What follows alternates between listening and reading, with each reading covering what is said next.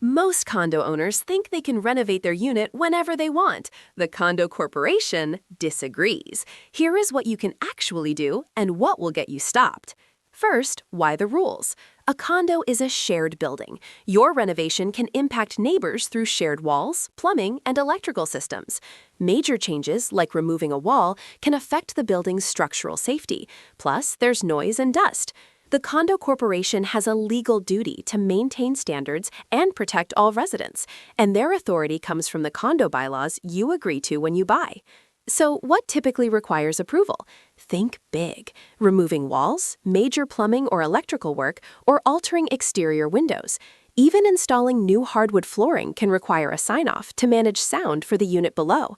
If it touches the building's core systems or its exterior, you almost certainly need condo approval. What can you usually do freely?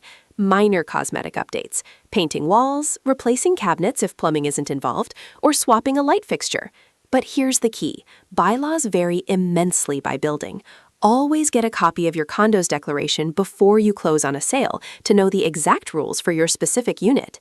And if you skip approval, the corporation can order work stopped immediately and issue thousands in fines. They can force you to undo everything at your own expense.